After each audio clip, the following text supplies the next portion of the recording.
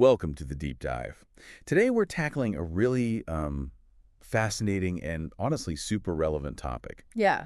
It's how the rise of artificial intelligence, AI, is kind of prompting a reevaluation of traditional Christian ethical thinking. That's a big one. It really is. It feels like a crucial discussion for navigating the modern world, especially as a person of faith.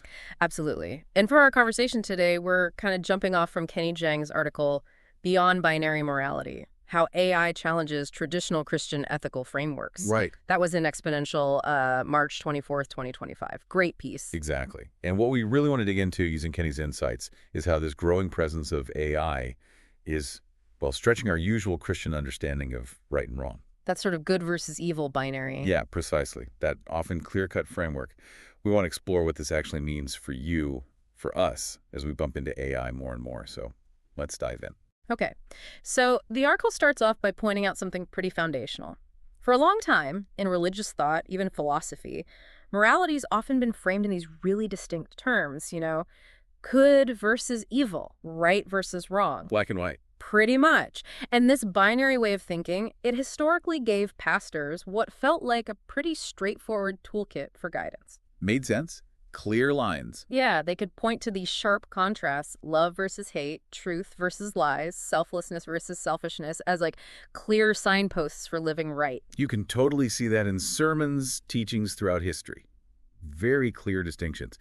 But, okay, this is where Kenny Jang argues things get interesting now, right? Exactly. He suggests that as AI gets woven more into our lives, it's really starting to show the limits of thinking only in black and white. How so? Like, what kind of situations? Well, what's really thought-provoking is how AI throws up these scenarios where the ethical choices aren't simple A or B, good or bad. Uh-huh. Take an autonomous vehicle, a self-driving car, facing an unavoidable crash.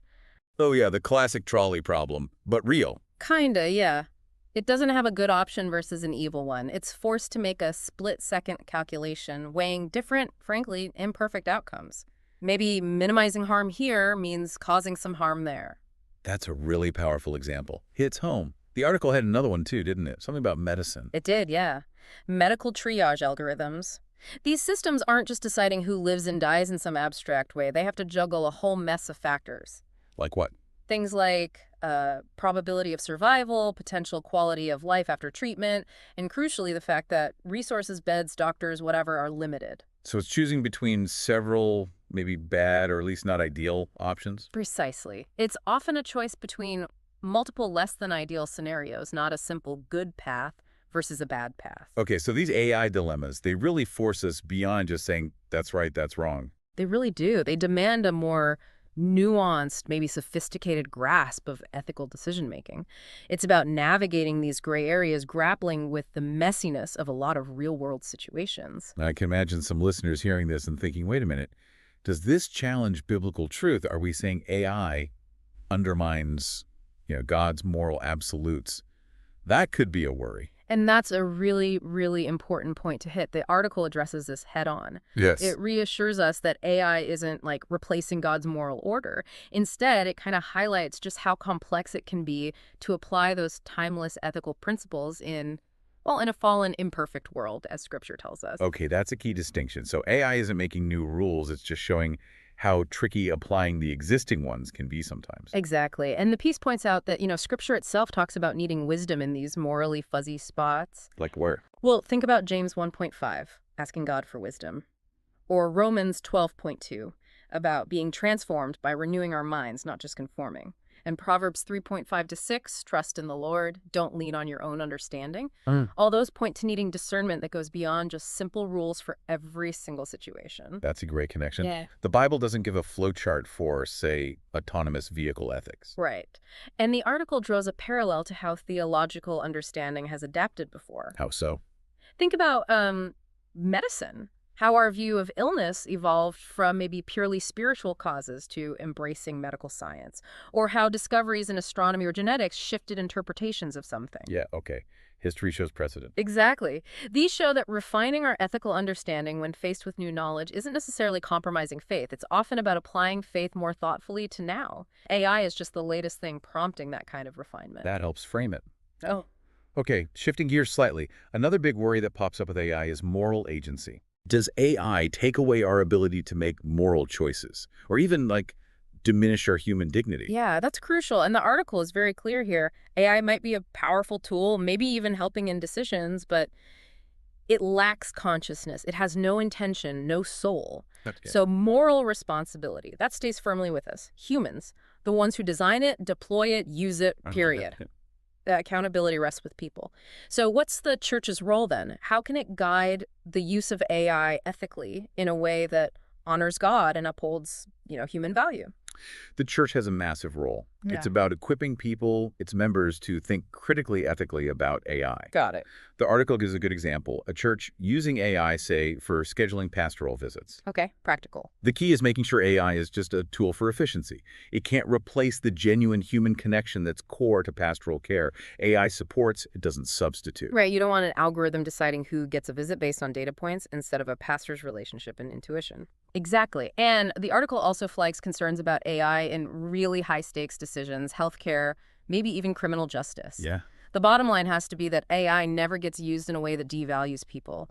We need to be vigilant, making sure ethical AI practices affirm the inherent worth, the dignity, the image of God in every single person. So how can churches practically do that, ensure that? Well, one suggestion is, even within the church itself, if AI tools are used for things like, say, hiring staff, Mm-hmm. those tools need regular review, check for bias, make sure they're actually fair and not accidentally screening out certain people unfairly. That's a really concrete, important step, making sure our tech reflects our values. Okay, so the article then gets really practical, looking at everyday scenarios, things church members are probably already encountering. Yeah, these are the places where AI touches daily life, maybe without us always noticing the ethical angle immediately. Kenny Jang lists several, and they're great points for personal reflection. Like what? Give us the first one. Okay, first up, AI-generated sermons and devotionals. Whoa. Yeah.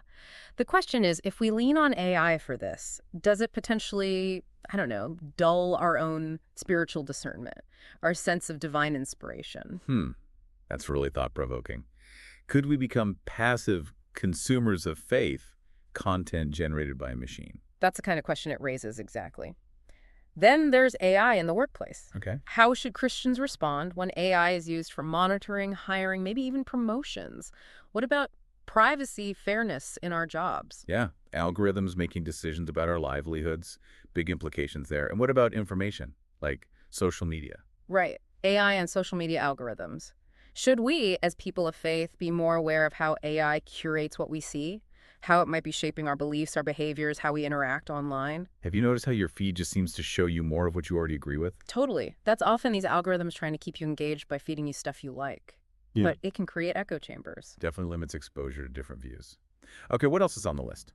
AI in financial decision-making. Is it okay to rely on AI investment strategies if they're just purely about profit, maybe ignoring ethical considerations? Profit versus principles, Mm-hmm. a classic tension, now with an AI twist. Yep.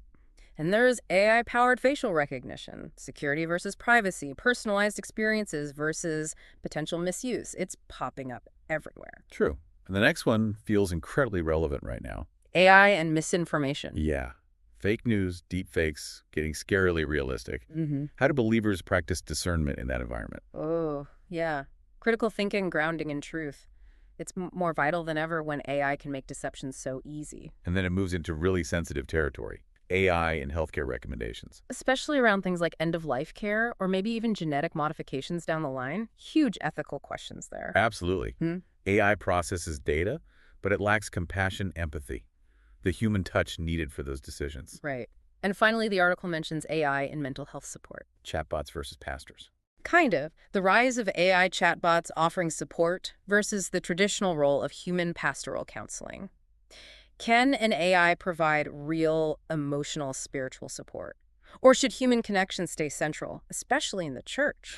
It feels like the human element, the relationship, is irreplaceable there, doesn't it? The article certainly leans that way, suggesting that while AI might offer some support, human-led care with empathy and spiritual guidance should remain the cornerstone in the church community. Wow. Okay. That list. It really drives home how widespread AI is becoming and how many different parts of our lives need this ethical reflection. So, given all that, what practical steps does Kenny Jang suggest for the church?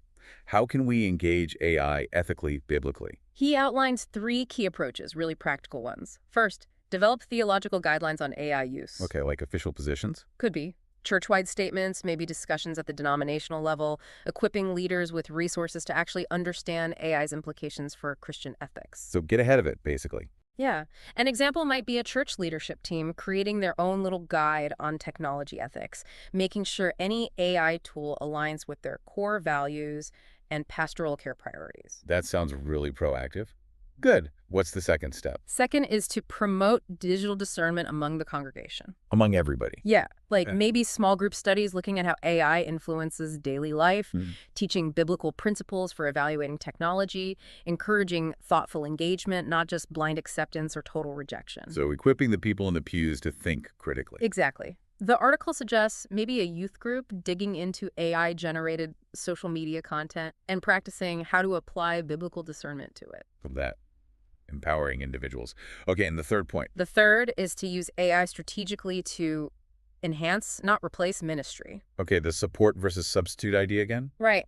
Use AI for admin tasks, freeing up people for people work, explore AI tools that support pastoral care, maybe data analysis to spot needs, but don't substitute for human interaction.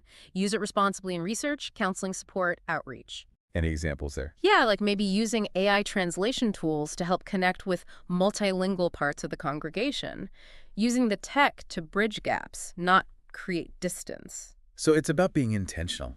Using AI to amplify the mission and values, not letting the tech dictate things. That's the core idea. AI presents this, frankly, significant opportunity to actually deepen our understanding and application of biblical wisdom in these really complex modern situations. So instead of seeing AI just as a threat, Right, see it as a chance to strengthen our grasp of justice, mercy, love, all those core principles in a world that's changing fast. that's a much more positive framing. Yeah, and by having these thoughtful discussions, developing practical guidelines, the church can really help its members navigate this new territory with confidence, with wisdom, making sure AI serves the mission and stays rooted in biblical truth. This has been incredibly insightful, a really important deep dives. Yeah. As we wrap up, maybe here's a final thought for everyone listening to mull over. Yeah. As AI becomes even more woven into our daily fabric, how might it push you personally to think more deeply about your own understanding of good and evil, right and wrong? And what role does your faith play in navigating all those nuances, those gray areas? Good question to sit with. It really is. It's a conversation that's only just beginning, really, and your thoughtful engagement in it matters. Thanks so much for joining us on The Deep Dive.